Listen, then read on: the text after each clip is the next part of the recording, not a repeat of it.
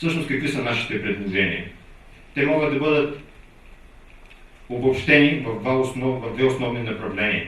Вариант първи, при който вие инвестирате, вариант втори, при който ние инвестираме и вие получавате доход от вашия покрив.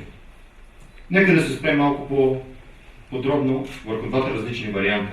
В случай, че вие имате необходимия финансов ресурс и желаете да инвестирате в такъв тип система, ние много силно бихме ви препоръчали да го направите. Ние бихме могли да ви помогнем да направите оптималния дизайн, да се направи перфектното планиране, да изработим всички документи за вас и разбира се да поставим и свържем вашата система. Какво би ви донесло това? Разбира се, това ви носи като генерална цел един много сигурен, държавно гарантиран доход за следващите 20 години, чрез системата за поощрение, наречена преференциални цени за изкупуване. Всъщност ползите не се свеждат само до тези 15% годишна възвръщаемост, която вие бихте могли да получите. Те се свеждат до нещо много по-важно. До намаляване на въглеродните емисии.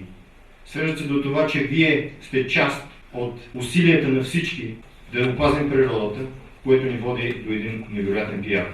Разбира се, сигурен съм, че в публичния сектор, както има и много собственици на покриви, които биха желали да произвеждат, да бъдат поставени системи върху техните покриви, но няма в момента ресурса. Затова ние предлагаме и втори вариант, в който ние сме готови да поемем цялата инвестиция по проектиране, изграждане и експлоатация на такава система, като ние получаваме дохода от продажбата на електричество, а вие получавате доход от неизползвания си до сега покрив в вид на наем или друг договорен заедно модел. В това отношение трябва да ви кажа, че ние сме доста гъвкави. Ползите, разбира се, какви са? До сега неработещия покрив започва да генерира доход и започва да генерира доход не за една, за две, за 5 години, започва да генерира доход за 20 години.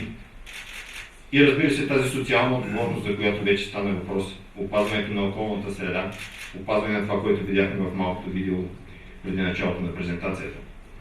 И най-важното удовлетвореност, че ние всички сме ангажирани с това нещо.